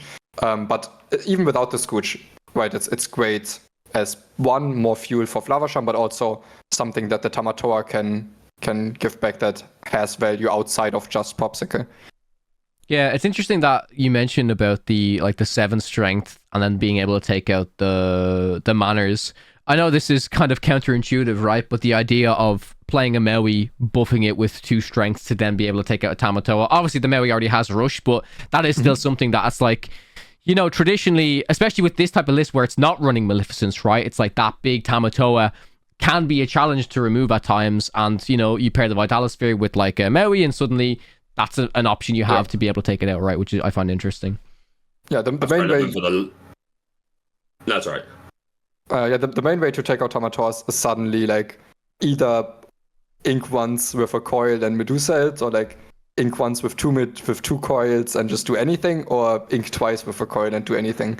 Like Sisu, Sisu, Paul, anything. Mm-hmm. But yeah, outside of that, it can also help. Mm-hmm. What were we going to say, Baker? Just the library is the other location that's relevant enough with 8 willpower, that Maui plus Vitalosphere, so it probably gets a lot of value. For sure, yeah. So I'm pretty sure, the top 3 are all they're all Ruby Sapphire lists. So I guess we can kind of go by here and compare. So let's finally take a look, Moyen, at a red blue list where you've been like for the past 2 weeks. Where are the red blue lists playing the Scrooge? Well, this one. Here's one. Just give me one more bit of information. Mm-hmm. The previous red blue list, how many cards was it? Oh my god, there's no way this man's sitting counting again. Oh my god, he's done it again. Yeah. It's 61. Okay. Yep, it's 61 again. How do you I think you're so in shoot. You think you've played so much red blue that you're like, it's not possible to have this amount in it. Your brain must be so in tune with it. As Baker said, you can just smell it. Yeah, I mean, I don't know if there's... I know you just get a feeling for it, but I'm not proud of it. I play too much Lorcana. I'm not proud of it. How much I can sense the over 60 cards. My toxic trait is I can sense when there's more than 60 cards in a deck. Oh wow. All right, I'm gonna check this time for the. Okay, we're safe, Moyen. We're safe. It's a 60 card deck. You don't have to count. I mean, it's a Scrooge deck, so they know what they're doing. So they play 60 cards. Yep. So okay, what items are we playing to support the Scrooge? We have 4 Popsicle, 4 Coil, We have some Vitality Spheres. I like the one of Greatstone Dragon in Ruby, in this set of Ruby Sapphire. Don't take me out of context. I think it was awful in some of the previous sets. But I really like it now. And I think that the at least one, maybe even 2 ice blocks, I also really like. So one, it improves Scooch and Flower Charm and everything. But also, it like, because the coil is a great card, but then sometimes the breakpoints are clunky with instances of 2. So having just a cheap item that can add a -1 strength instance of 1, or maybe not make you have to ink when you don't want to ink, is still really, really valuable and sets up great Sisus really well. So yeah, with 4 big Sisus, I'm not sure. Okay, so this is playing 2 Lucky Dimes. So this version of the deck is going also heavy on, I don't only want to just wipe the board with Sisus over and over until I win. I also want to be able to finish some games quickly by cheating out a dime. So they're both playing 2 dimes, but also 2 shiny Tamatoas. That's like the portion of the deck that I'm least sure on, if that's necessary, or maybe if you can get away with not playing dime, not playing shiny Tamatoas, and winning purely based off controlling the board. But that will be like interesting to find out. And in general, no, I think this I like this type of red-blue list. Do you like? I'll pose this question to you, and obviously I know you said you haven't really tested red-blue as much in this meta. But if you had to build a red-blue list in the next 30 minutes, would you personally be playing these cards like the Cusco and Hideaway? I'm curious. Cusco and you mean Cusco or Hideaway? Or Hideaway. Apologies. Well, I might, because like the deck can just it's so funny because usually I didn't like them because against Blue Steel you couldn't out-control everything. So it was much more important to set up your own clock as quickly as you can. But now, even when your opponent plays like shiny Tamatoa plus Pete, that's not a lockout. You just, all you need is like a few coil activations or coil plus ice block and any removal. And you can really like still control the game very well. And if you can do that, then it's also important to kind of gain control of the dimes, because if a dime's sticking, you cannot out-control the shiny Tamatoas either. So I think they make sense, and at least in open deck list, I also really like the Cusco, because the Blue Steel decks, item decks, are very capable of, if they know your only item removal is Hideaway, they can actually just go Lucky Dime plus Pete, because they know you could remove everything else, but if you just get this dime down this turn, protected from the item removal, then you can just go shiny Tamatoa activation. So I think the Cusco is completely fine. I think the one card that maybe I would love to see in this still is Haufalgo, which I think the deck still has great singers for it, and also Maui. So I would like to have like some of these like mid-game tempo with Maui, but also bridging towards the late game with Haufalgo. Those are like the 2 tools I might be missing, but it is definitely hard to fit them in if you also want to play all these late game threats of shiny Tamatoa, Lucky Dime, and Maleficent. For sure, yeah. Super interesting. Yeah, I mean, I was about to say, here's a potential version because I see the Maui, but no Scrooge, unfortunately. Higher on the Hideaways, still got the 2 dimes, 3 Tamatoa, 3. So it's opted for 3/3/3 and some of the big threats. It's not playing the big Maleficent. It is playing Sharks, which the previous version wasn't playing. And ultimately, again, from what you've been saying over like, you know, the past few days and weeks looking at these Ruby Amethyst, Ruby Sapphire lists, you've been saying you're not as high on the Sharks in these more kind of traditional control lists. Is that fair to say that you're still not too high on the Shark in this kind of build? Yeah, no, with just most Blue Steel decks playing Zeus, I'm rather low on it, because in all of these matchups, yes, you can get away with it at times, but like it is very risky to go for the Shark lines because the tempo loss is just so huge. But how did they fit in all of these cards? Oh no, not again! He's done it again. 62! He's done it again! Oh my god! Instantly, I'm so bad. I need to learn the skill, Moyen. I need to learn the skill, honestly. But yeah, pretty good. I look a lot of that. To be fair, you're looking at the. I use the Dreamborn versions. I'm normally pretty good at noticing if something doesn't look right, but it's pretty impressive, Moyen. It is impressive. Yeah, he's got a sensor. Honestly, it's crazy. But yeah, what's impressive is making it this far with playing like more cards than you need to. But let's go. There we go. And then, Trash Talk Moyen is here. To round off. No, I mean also if you do well with a bad deck, that's like even more impressive than if you do well with a good deck. So it's not trash talk.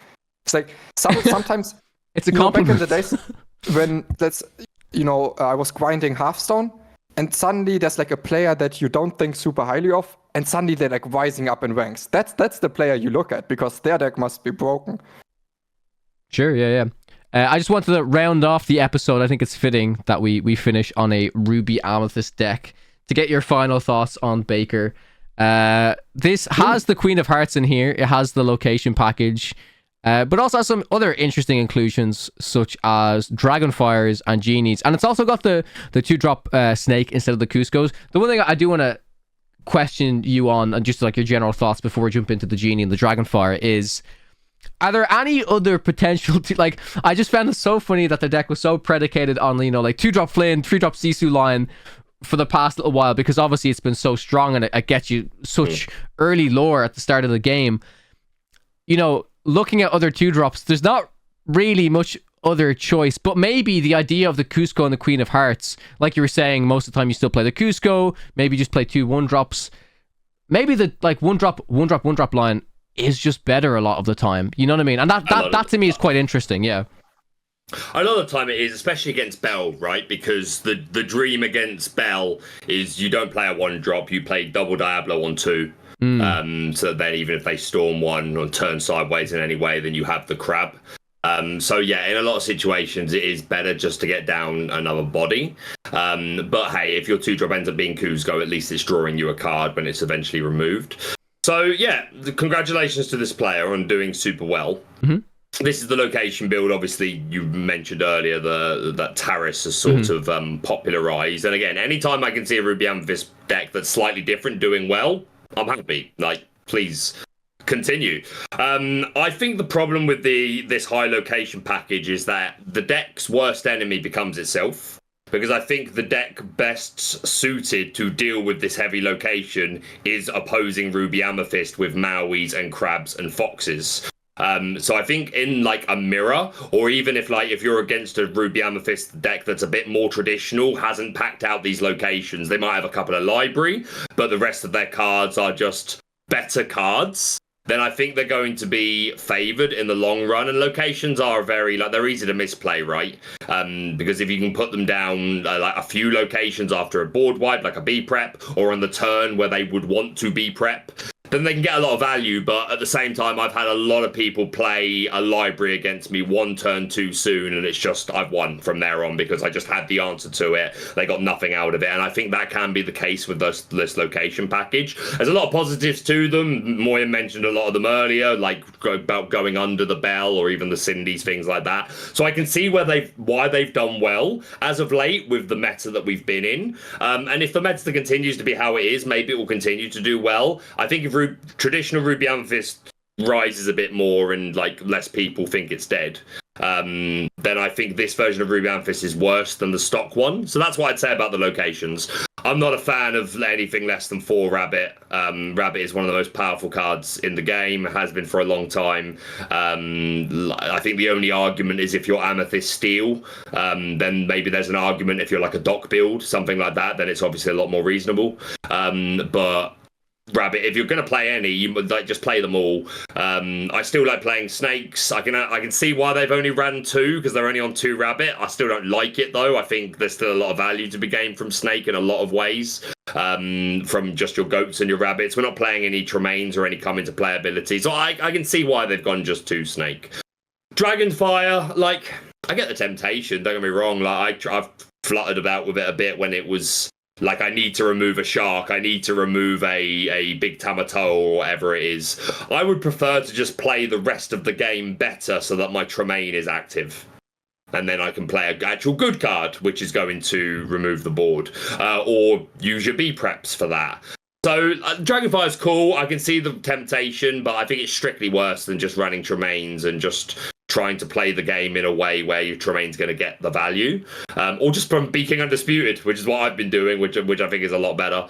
3 Queen, better than 4. I still think it's probably too many, but I feel like this is still early experimentation days with Queen, right? People are jamming it and see what works. I'm pretty confident that 2 is right, but 3 is better than 4. The Genies, I don't think they're great in Ruby Amethyst. Obviously, they did super well when, like, there was a time when Genies were like 20, 30 quid for like 4 copies, and like they were the most popular thing on the streets. With a lot of Sisu in format, I think they're bad. With a lot of Along Came Zeus in format, I think they're bad.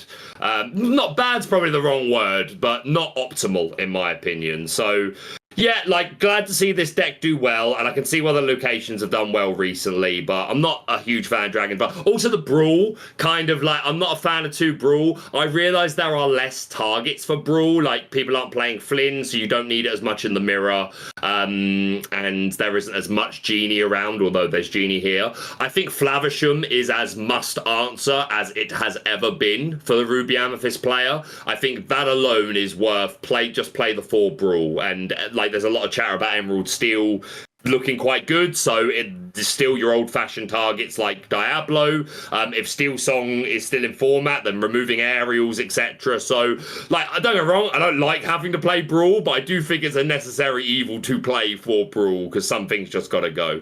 So yeah, glad to see Ruby Amethyst do well. I like the 1-drops. I don't like only 2 Rabbit, but yeah, congratulations to them though.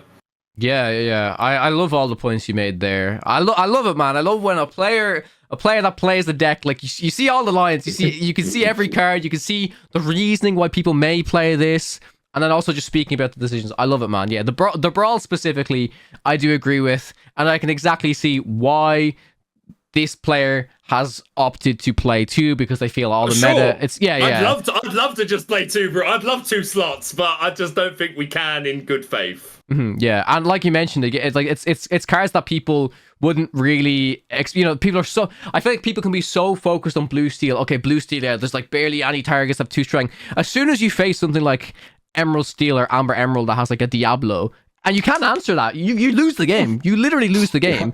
You know. And then suddenly your deck has like maybe you cut all the boards, and it's impossible to find an answer. Yeah, literally. So yeah, I think I do agree with you. I think it's a necessary evil.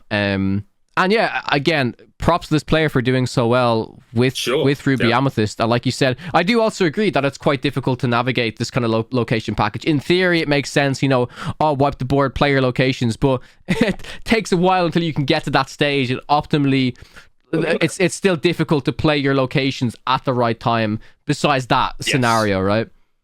And I'll tell you the amount of time with my testing from Lorcanito, like I'm on 3 Maui, 4 Crab, and the amount of times that I've played B Prep and then they've gone Mana and I've just been able to go Maui, Crab, gone, or they've got all the other way around. Like, I think Ruby Amethyst is so well equipped to deal with locations. But hey, if Ruby Amethyst isn't going to be as popular of a deck, maybe this is the better version. But yeah, like you say, tough to master the locations. For sure. Yeah. Also, I mean, you guys are always so PR trained and so nice, and you always say, "Oh yeah, congrats on doing so well." So I also want to do it, okay? So if maybe I was a little bit rude at times, but I was kind of just like speaking my mind. And again, of course, congratulations to anyone that did well at recent tournaments. Yeah, that's awesome. But for what it's worth, Moyen, I think people love you how you are. Stay the same, Moyen, for sure. Yeah, I'm the PR person for Podcana. Never crossed any big lines. Yeah. Don't worry, I will react harshly if I feel like something has been said. It may not be included in the edit of the podcast, but hey, it's fine. I'll be the PR person for Podcana. But yeah, that's pretty much it. Yeah, again, Baker, listen, thank you so much for coming on to the episode and discussing all of these deck lists with us. I know it was a long one, but I think I find it so valuable. I really do find it so valuable. Like I mentioned, we'll take Moyen, the Moyen and Artifacts discussion, for example, right? Like, these are the expected matchups that you're about to face. let's have this discussion. Let's see what we think. And the coolest thing is that like people don't agree, you know? Like it wouldn't be so funny if it's like, oh, like Moyen and Arbacks talk. Yeah, you're just instantly right. We do this, we do that. There's like some of a similar idea, and the one player favors. No, I feel like I still kind of need this card in this matchup. And it's just about having these conversations, having these discussions. It's one of my favorite parts of competitive Lorcana is getting into the mind of competitive players and understanding their thought process. I just want to give one last shout out again. I keep doing it every week, but like shout out to Pavel, man. Shout out to Pavel for hosting these events, and shout out to all of the other LGSs and everyone else throwing events, community events. Without you guys, we wouldn't have content to make. There wouldn't be events to compete in until the next season of DLCs. So honestly, like you guys are keeping the competitive scene alive as much as we are, you know what I mean? Like you guys give us a reason to talk about these events, give players a reason to compete, and we're so grateful for your continued support for competitive Lorcana. Baker, I'm going to give you the opportunity to shout yourself out, let people know where they can find you on YouTube, Twitter, etc. Sure, yeah. So YouTube is my predominant home, at Lorcana Villain. I'm pretty active on Twitter, also at Lorcana Villain. Thanks so much for having me. I meant it at the beginning when I said it's a box ticked off. I'm a big fan of the show. I love you guys. Had the pleasure to become friends over the course of the year, but like even just from a professional standpoint, I think the podcast is great. I think you've all done a fantastic job, and it's great to be invited on. And yeah, hopefully we've got another stellar year of Lorcana to come. Hopefully I'll be there to voice some of it. But I also want to try and make the effort to I don't get to play as much as I would like to, at least not in competitive. I play test as much as I can, but I do want to find the time to... I have that competitive urge in me, right? Like, I could probably sit on what I've done for a while and, just be the entertainer streamer and be just fine. But I want more than that, man. I am competitive. I do feel like when I'm well tested and I'm warm and I'm really playing Lorcana every day, I feel like I can play to a high level, and that's something that I feel like I still have to prove for myself.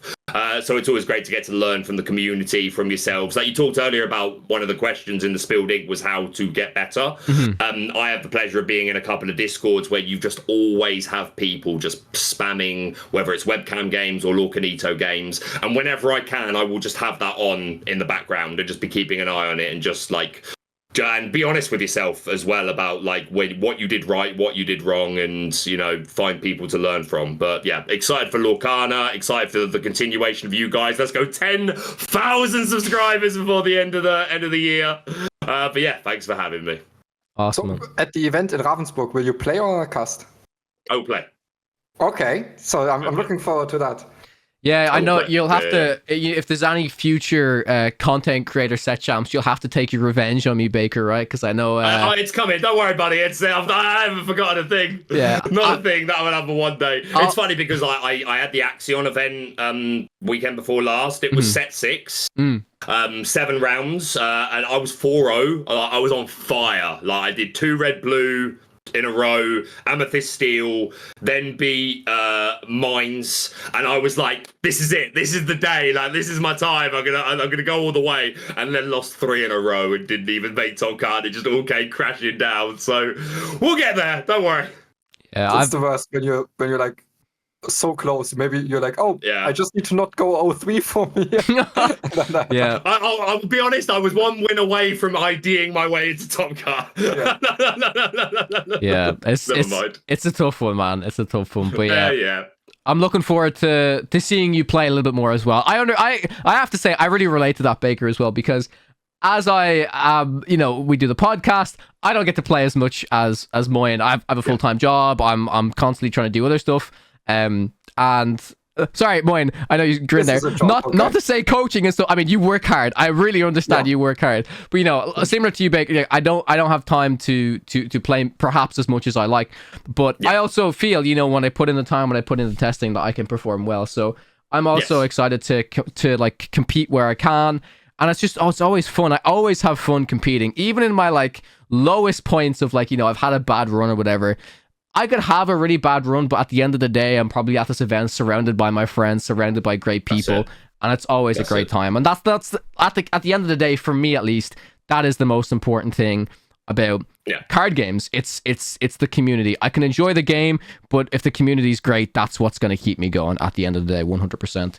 So yeah, like I said, it was disappointing to then go 4-3, but at the end of the day, I'm surrounded by great friends and people I don't get to see that much. I've got people coming up and like, would you sign my B prep? And I'd say, like, it's hard to, like, you appreciate that, right? So yeah, but still, success this year, Kawa. We got this, bro. We got this. Yeah. So yeah, everyone, thank you so much for listening to this week's episode of the podcast. I do want to give one last plug before we finish off. It's for the UK Games Expo event. There's going to be a pre-release tournament for Set 8, the Reign of Jafar, on Friday. There's then going to be one of the final major Set 7 constructed events on the Saturday, where the first place is going to take home one box of every set, including Set A.